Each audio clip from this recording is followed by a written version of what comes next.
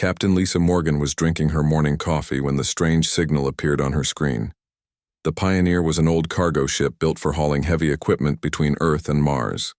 Nothing fancy, just reliable and sturdy. Lisa had been captain for 5 years, and she knew every sound the ship made. Her crew consisted of 3 people.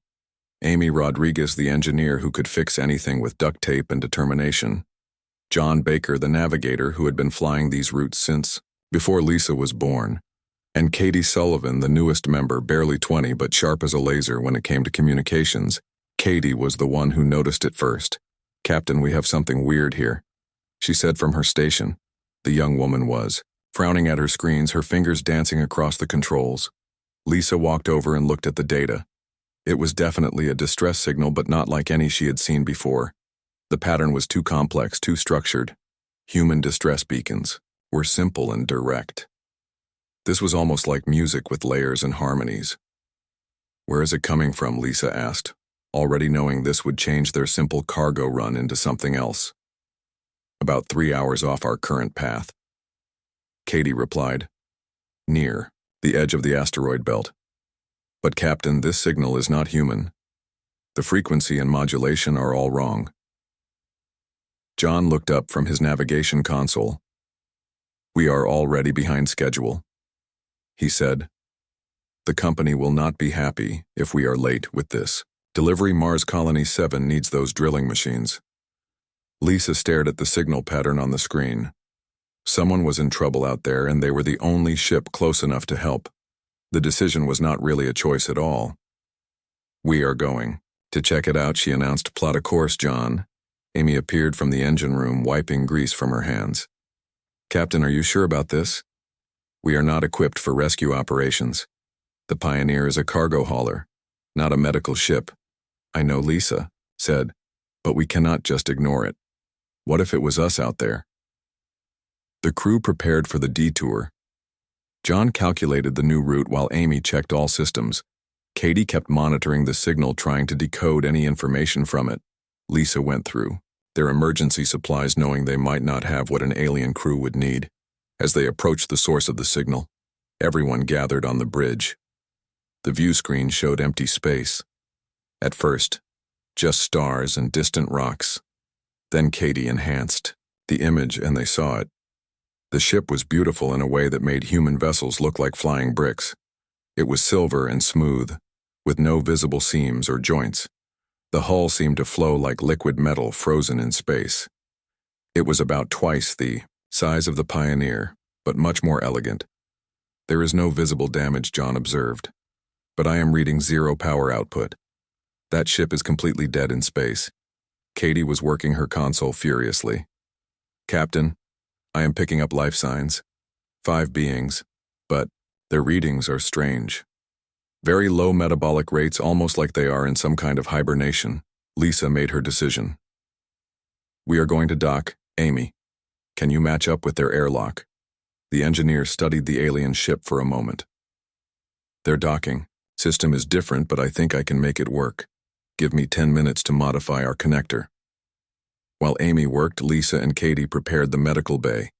They had basic supplies for humans, but who knew what these beings would need? Oxygen tanks stood, ready in case the aliens breathed something different. Various medications were laid out, though they would probably be useless. The docking was tricky. The alien airlock was circular while theirs was square. Amy had to use emergency foam to create a seal. It was not pretty, but it would hold Lisa suited up in a full environmental suit, not knowing what she would find on the other side. Katie monitored her vital signs from the bridge, while John stood ready with a weapon, just in case Lisa did not think the aliens were hostile, but it paid to be careful. She had heard too many stories of first contact going wrong. The alien airlock opened smoothly, despite having no power. Lisa stepped through into a corridor that was nothing like human ships. The walls curved gracefully and gave off a soft blue light despite the power being out. The air, according to her suit sensors, was similar to Earth, but with more oxygen. She moved carefully through the ship, following Katie's directions toward the life signs. The interior was as beautiful as the outside, with flowing designs and colors that seemed to shift as she moved. Everything was slightly too tall for human comfort, suggesting the aliens were bigger than humans. The bridge door was open. Lisa entered slowly and stopped in amazement. 5 beings were arranged around the room, all unconscious. They were about 7 feet tall with slim bodies that looked almost fragile. Their skin was pale blue like winter sky. Their faces were humanoid but elongated with large dark eyes that were currently closed. One of them was different from the others. She was sitting in what looked like the captain's chair, and her eyes were half open. She was fighting to stay conscious, her long fingers gripping the armrests. Lisa approached carefully, holding her hands out to show she meant no harm. The alien woman looked at Lisa and her mouth moved. No sound came out at first. Then a device on her collar activated. "Hello," it said in accented English. "Please help us." Lisa moved closer to the alien woman who was struggling to keep her eyes open. "My name is Captain Lisa Morgan," she said, speaking slowly and clearly. "We received your distress signal. What happened here?" The alien woman's translator collar flickered. As she spoke, "I am Commander Zara of the Kepler exploration vessel Star Whisper. We were studying your solar system when we encountered a magnetic storm. It damaged our power." Lisa looked around at the other unconscious aliens. They all appeared to be breathing but showed no signs of waking. "What is wrong with your crew?" she asked. "Are they injured?" Zara's expression was difficult to read on her alien features, but Lisa sensed deep frustration. "Not injured," she said. "This is our curse. When my species faces extreme danger, our bodies shut down. It is an automatic response we cannot control." Lisa felt confused. "But you are still awake," she pointed out. "Barely," Zara replied, her voice growing weaker through the translator.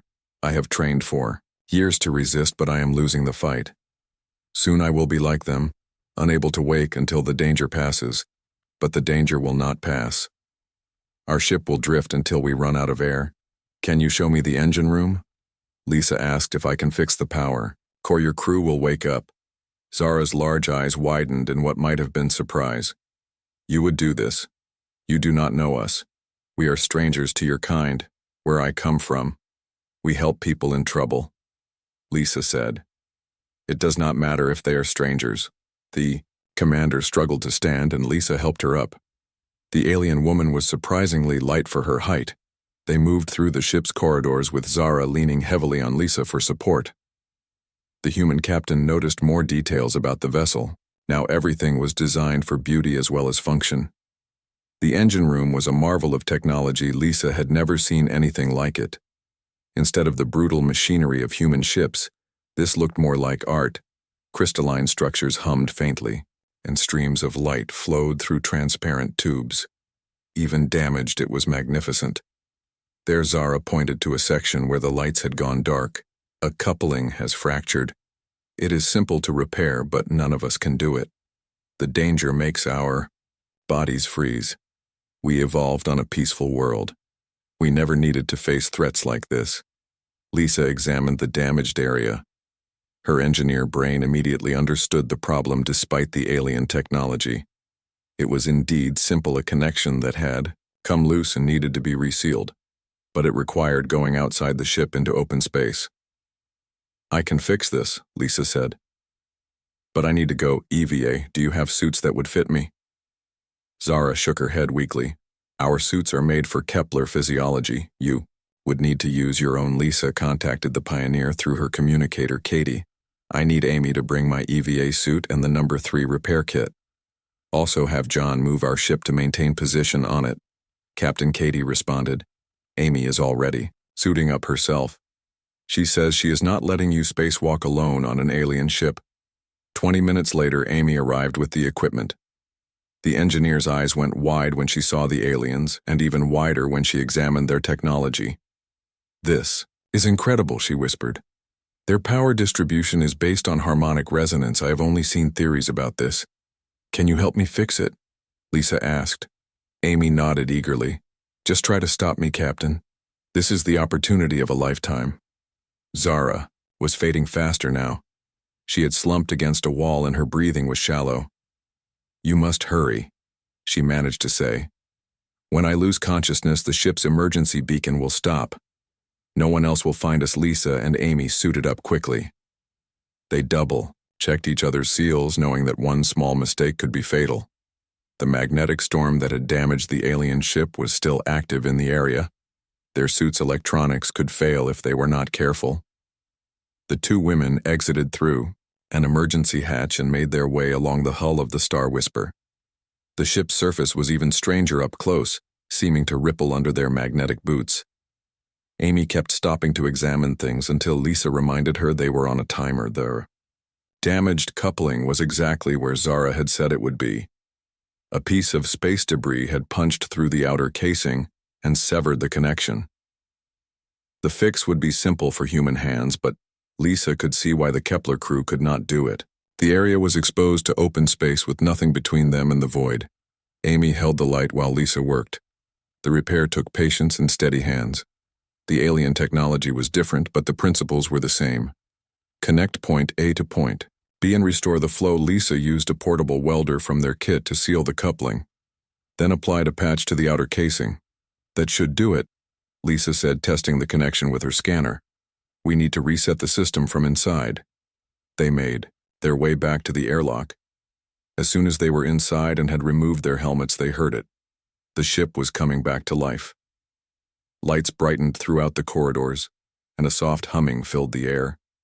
In the engine room, Zara was still, conscious but barely. She managed a weak smile when she saw them. "It is working," she said. "I can feel the ship responding." Lisa found the reset controls where Zara indicated.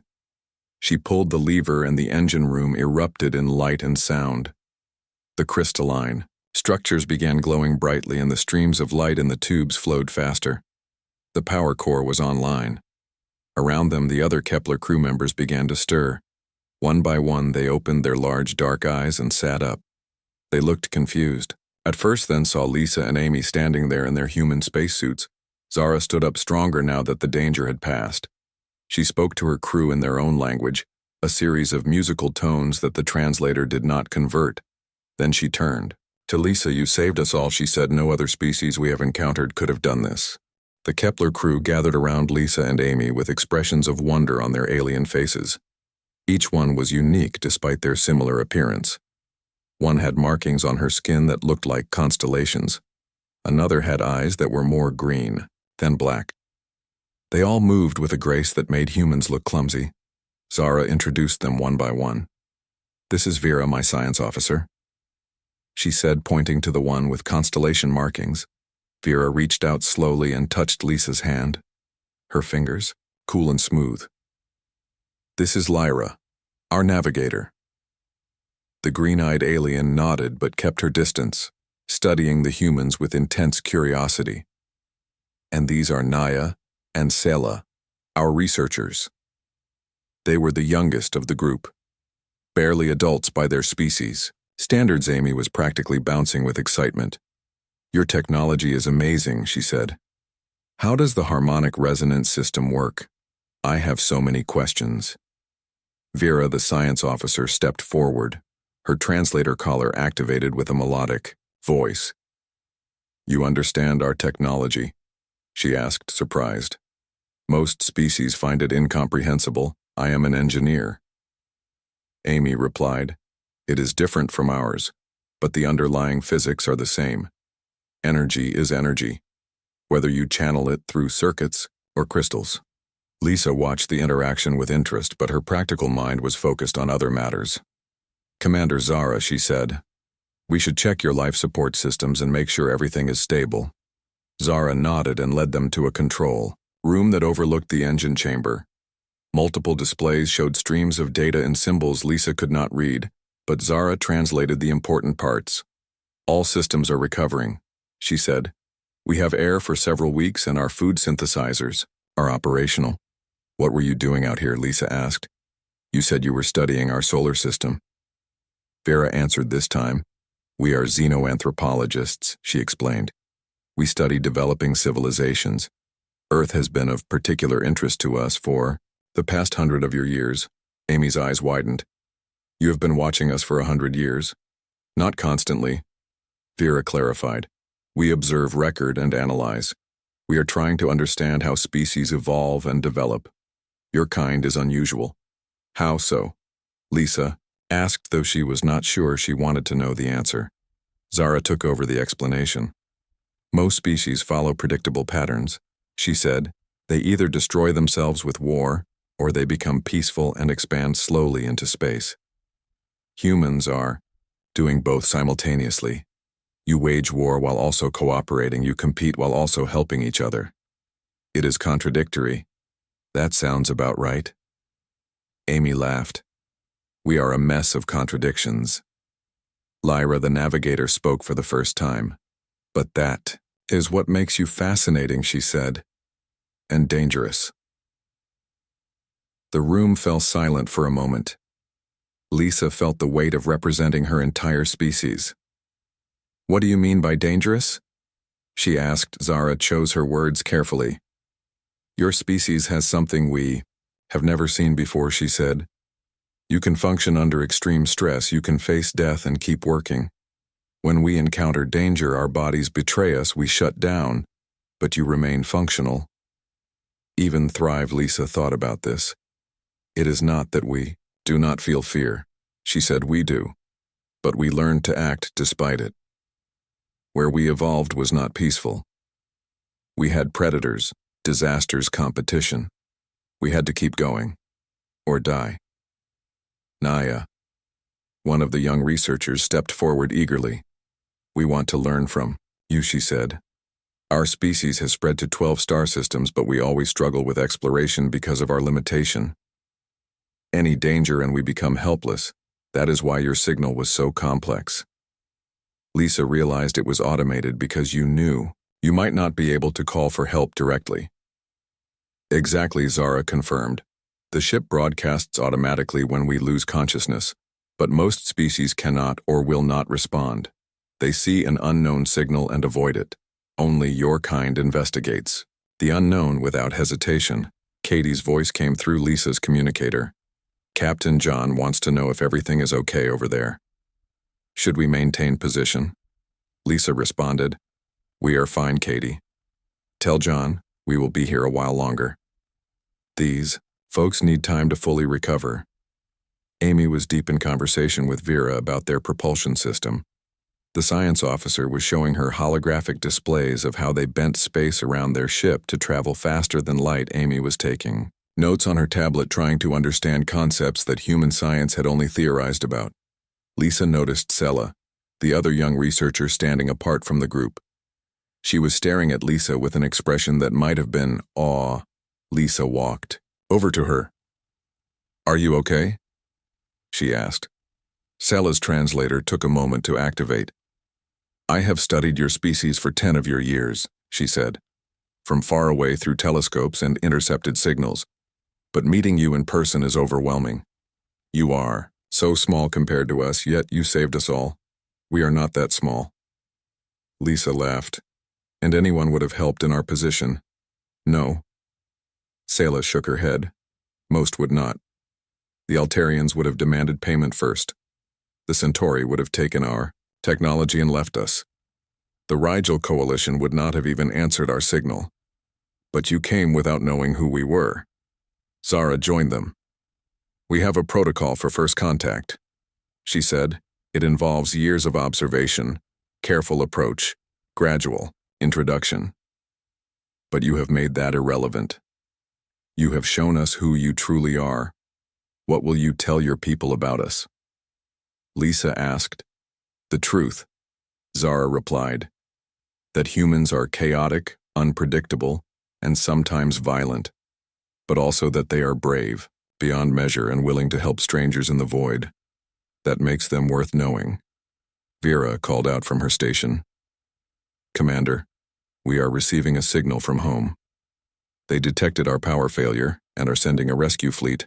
How long until they arrive? Zara asked. 6 of your days.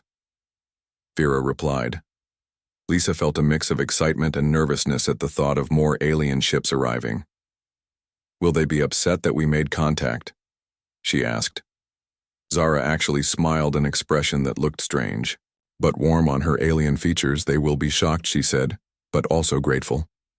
Our fleet consists of scientists and explorers, not warriors. They will want to meet the species that did what none of us could. Amy finally pulled herself away from the eye. Technology discussion, Captain. We should probably get back to our ship, she said.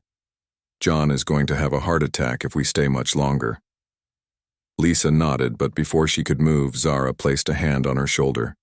Wait, she said. I want to give you something. The commander led them to what appeared to be a storage room. She retrieved a small device about the size of a phone, but made of the same flowing metal as their ship. This is a quantum communicator, she explained. It will allow you to contact us across any distance. Lisa held the quantum communicator, carefully feeling its strange warmth in her hands. I cannot accept this, she said. This technology is far beyond what we have. That is precisely why you should have it, Zara replied. Consider it a bridge between our peoples. You have proven that humans can be trusted with such things. Amy was practically vibrating with excitement, a faster-than-light communication device. Do you realize what this means? Captain, we could talk to Earth instantly from Mars. No more. 20-minute delays. Vera approached with another device. This is for you, she said to Amy, handing her a small crystal that glowed with inner light. It contains the basic principles of our harmonic resonance technology. Your science is not ready to fully understand it yet, but it will guide your research in the right direction. Amy accepted it with shaking hands, her eyes wide with wonder.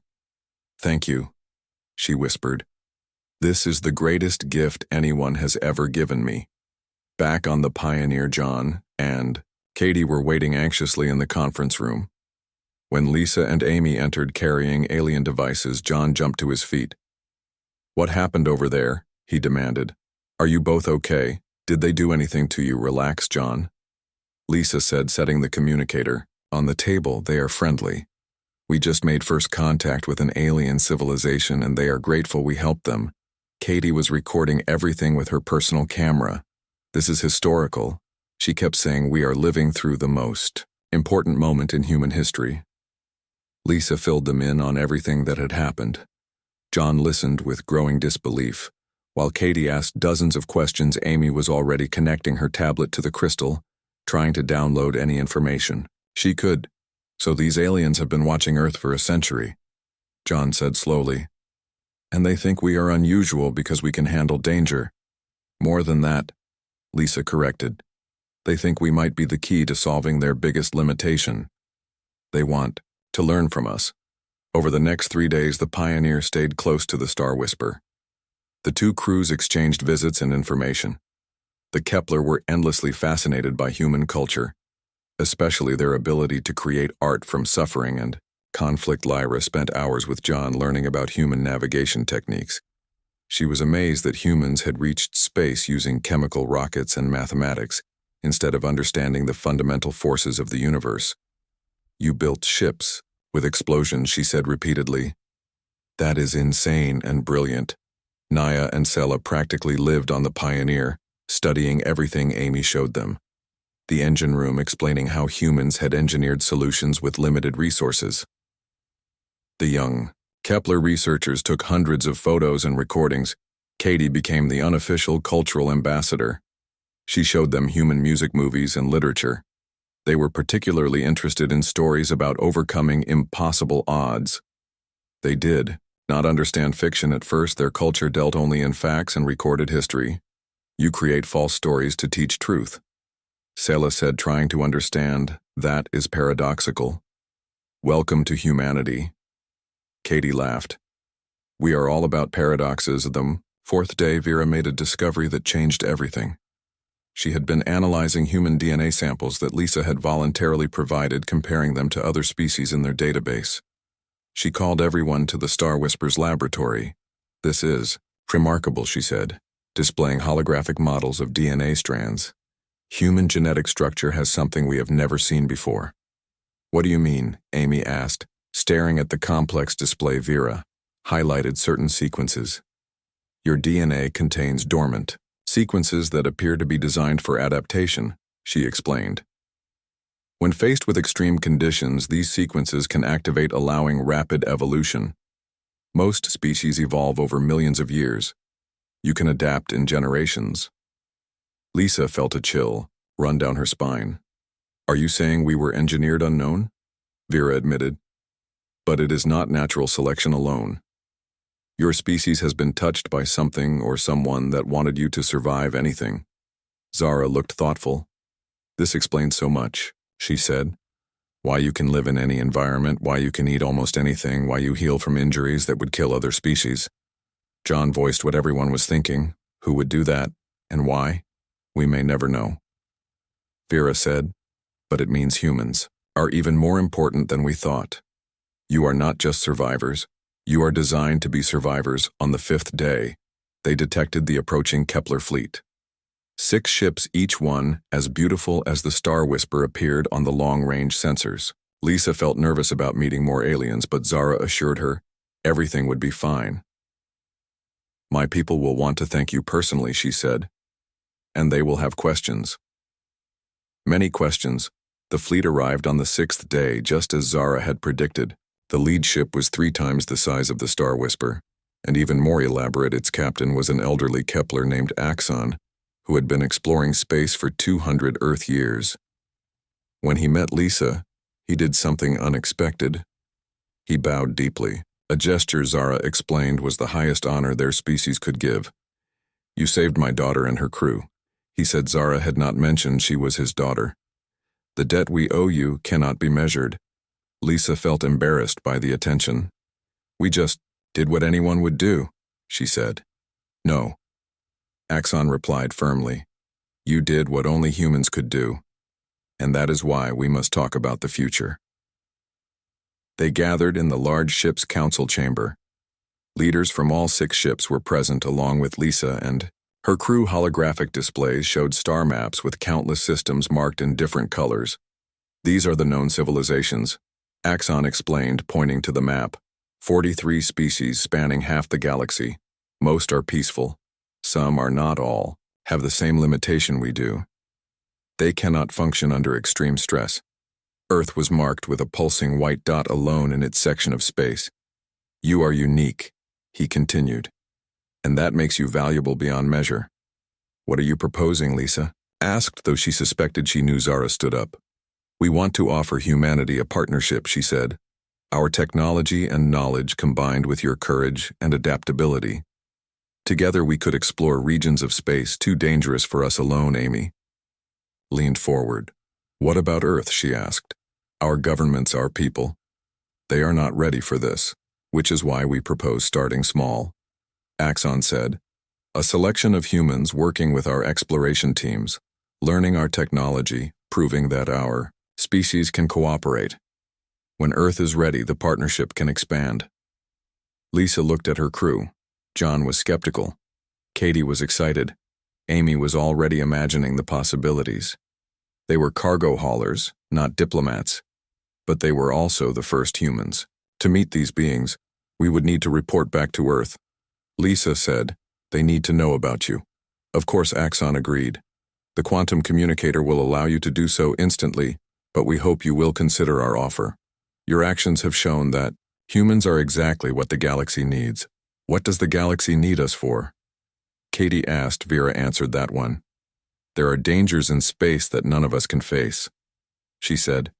Ancient machines that still guard dead civilizations, cosmic phenomena that kill anyone who approaches, mysteries that require someone who can walk into danger and keep thinking. We have mapped safe routes through space for millennia, Zara added. But we have avoided the dangerous places, the unknown regions where wonderful discoveries might wait. Humans could go where we cannot.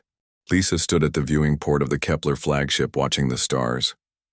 She had been thinking for hours about the offer. The weight of the decision was enormous. She would not just be choosing for herself, but potentially for all of humanity. Amy found her there, Captain, she said quietly. The Kepler are asking if we have made a decision. Not yet, Lisa replied. I keep thinking about what this means for Earth. We are barely united as a planet. How can we represent humanity to the galaxy? Amy stood beside her. Maybe we cannot, she said. But someone has to be first. Someone has to take the leap, Katie. And John joined them. John still looked uncomfortable with the whole situation. I signed up to haul cargo, he said, not to be an ambassador to alien civilizations. Nobody is making you do anything, Lisa told him. If we accept their offer, you can go back to Earth. I will not force anyone into this. Katie spoke up. I want to do it, she said firmly. This is the opportunity of 1,000 lifetimes to see other worlds, meet other species, learn technologies we cannot even imagine. How can we say no? But what about the danger? John countered. They literally said they need us to go places that are too dangerous for them. Amy grinned. When has humanity ever backed down from danger? We went to the moon in tin cans. We live in space stations held together by hope and duct tape. Danger is what we do. Lisa made her decision. She activated the communicator Zara had given her. The alien commander appeared as a hologram almost immediately. Have you decided? Zara asked. We have. Lisa said. We accept your offer, but with conditions. Zara's expression showed interest. What conditions? First, we report everything to Earth. Lisa began. They need to know what is happening. Second, any human who joins this partnership does so voluntarily. Third, we share all discoveries equally. No holding back technology or information from either side. Those are reasonable terms. Zara agreed. What else? Lisa took a breath. We want to start by helping you solve your shutdown response problem. If we are partners, we need to find a way for your people to handle danger better. Maybe our medical knowledge combined with your technology can find a solution. Zara's eyes widened. We have tried for thousands of years to overcome this limitation, but you never had humans helping you. Lisa pointed out, different perspective, different ideas. That is what partnership means. Axon's voice came through the communicator, joining the conversation. Your terms are accepted. Captain Morgan. We will prepare a joint mission to test our partnership. A dangerous region that has been unexplored for millennia. How dangerous are we talking? John asked nervously. There is an ancient station near the Galactic, Corvira explained, appearing as another hologram. It belonged to a species that vanished millions of years ago. Their technology is far beyond ours, but the station's defenses are still active. No one who has approached has survived, and you want us to go there. Amy said, her voice mixing fear and excitement. Not alone, Zara assured them. We will provide the ship and support. You will provide the ability to function when the defenses activate. Together, we might finally learn what happened to the predecessors. Lisa felt the magnitude of what they were about to undertake. This was no longer just about helping stranded aliens. This was about humanity, taking its first steps into a larger universe. When do we start? She asked. Axon responded. 2 of your weeks. We need time to modify a ship for human occupants and to gather what data we have about the station. You should return to Earth and select your team over the next week. Lisa and her crew worked with the Kepler to establish protocols for human-alien cooperation. They created translation databases, medical compatibility tests, and emergency procedures. Katie documented everything, knowing this would be studied for generations. The Kepler shared star maps showing the true scope of the galaxy. Humanity had been looking at the universe through a keyhole. Now they were seeing the whole door. There were trade routes between stars, diplomatic councils governing sectors and dangers humanity had never imagined. Amy worked with Vera to understand Kepler technology. They discovered that human intuition could sometimes grasp concepts that pure logic missed. The two species complemented each other in unexpected ways. John, despite his reluctance, found himself fascinated by Lyra's navigation methods. She showed him how to read gravity currents and stellar winds, how to plot courses through dimensions humans had not discovered yet. Katie interviewed every Kepler she could find, learning about their culture, history, and art. They had music that could only be heard in zero gravity, and paintings that changed based on the viewer's emotional state. On their last day before returning to Earth, Zara took Lisa aside privately. I need to tell you something, she said.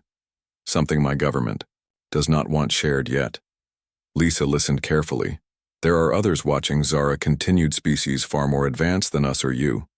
They have been waiting to see if younger races can overcome their limitations. Some believe it is impossible that every species is trapped by their evolution, and now Lisa said understanding. Now humans have proven that limitations can be overcome. Zara confirmed. You did not evolve past your fears. You learned to live with them. That is something none of us have. Managed Lisa felt the weight of that revelation. Humanity was not just joining the galactic community. They were potentially changing it. The journey back to Earth was quiet. Each crew member was lost in their own thoughts about what came next. When they arrived, Earth's orbital command was in chaos. Their cargo ship had been gone for 3 weeks instead of the expected 1 week. Lisa used the quantum communicator to contact Earth's leaders directly. The technology itself was proof of their story. Within hours, every major government was involved in emergency sessions. The news leaked within days and the world changed forever. Some people panicked, others celebrated. Many refused to believe it. But when the Kepler sent a diplomatic vessel to Earth orbit visible to every telescope, the denial ended. Humanity was not alone. Lisa was appointed as Earth's first ambassador to the Kepler along with her crew. They would lead the joint mission to the ancient station. Amy would study alien technology. John would navigate impossible routes. Katie would document humanity's rise to the stars. 6 months later, Lisa stood on the bridge of a hybrid ship built with both human and Kepler technology. Her crew was half human, half Kepler. They were about to attempt something no one had done in millions of years as they approached the ancient station. Its defenses activated just as expected. Energy weapons powered up, gravity fields distorted. But the humans on board stayed calm and functional while their Kepler partners fought their biology. Lisa gave orders clearly and calmly. Amy and her Kepler counterpart worked together to shield the ship. John plotted an escape route while also pushing forward. Katie recorded everything for history. They made it through the defenses and docked with the station. Inside, they found records of the predecessors who had faced a crisis that required immediate action. But they had been like the Kepler, unable to function under extreme stress. They had shut down at the moment they needed to act, and their civilization had ended. The discovery sobered everyone but also validated the partnership. Humans were not just another species. They were the galaxy's answer to an ancient problem as they returned to Kepler space with their discovery. Zara said something that Lisa would always remember. We thought we were looking for new worlds, Zara said, but we found something better. We found the people who could help us reach them. And in that moment, Lisa understood that humanity's greatest adventure had just begun, not as conquerors or subjects, but as partners in a universe that needed what only humans could provide, the ability to face the impossible and keep going. The stars were calling, and humanity was finally ready to answer.